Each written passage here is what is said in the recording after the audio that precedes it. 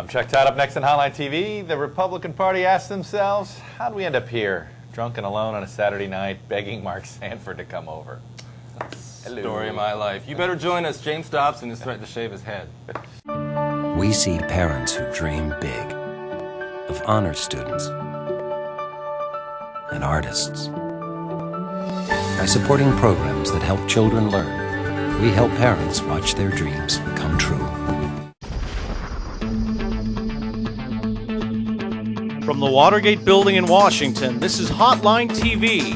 Now, here are Hotline editors Chuck Todd and John Mercurio. It's Wednesday. I'm Chuck Todd. And I'm John Mercurio. Dissatisfied and uncertain where to turn, the Dobson-Falwell wing of the Republican Party recently tried to enlist South Carolina Governor Mark Sanford to join the 2008 presidential field. Chuck Todd, was this act of desperation, this cry for help, really a fair assessment of the Republican field as it stands right now, Chuck Todd, yes or no? Well, yes. I think there's no trustworthy conservative for the conservative wing of the party. No viable, trustworthy conservative. The social conservative wing of the party. Edit you. That's fine. You're a short-timer. I can edit you. Yeah, that's fine. Look, social conservatives want to win.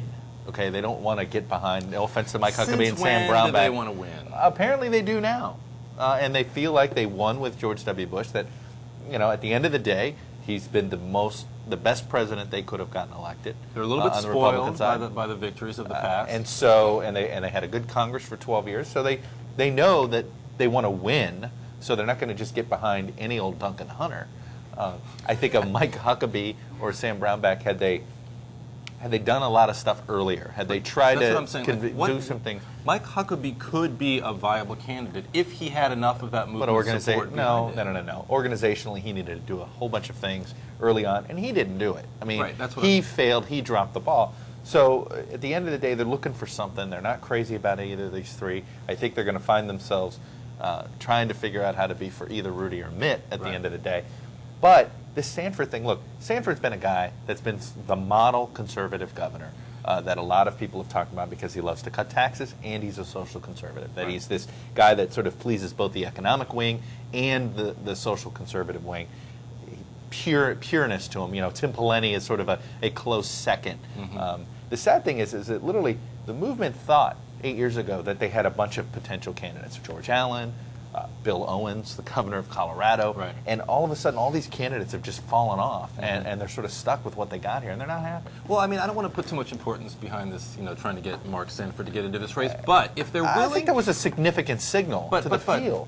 But was it a realistic, was it a sincere effort to try to get Sanford to run? Because if I think it is, because Sanford wants to be, Sanford wants to be president someday. If they want to rally their forces behind Sanford, and he's got no presidential organization, he's got no national network, no fundraising apparatus put together, why can't they devote that same level of support to another less than viable candidate like Mike Huckabee or like Sam Brownback? The irony is they that don't both want to. Brownback and Huckabee are a little bit flawed.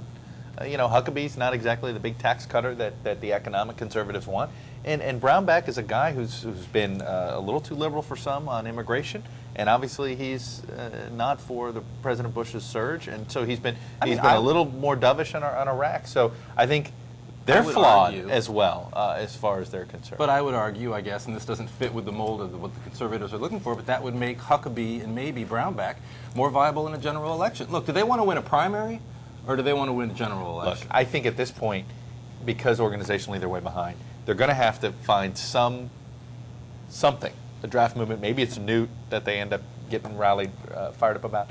The fact is, there's only one perfect candidate. The problem is, his last name is Bush. Indeed. There we He's go. the perfect conservative candidate. All right, that'll do it for today's show. Hey guys, you know, leave that guy, leave him alone. Leave Adam Putnam alone. He's just a kid. Oh, don't pick on Adam Putnam. He's a big FOH, not an FOJ, but an FOH. He is a big fat. And I'm Chuck Todd. We'll see you tomorrow on Hotline TV.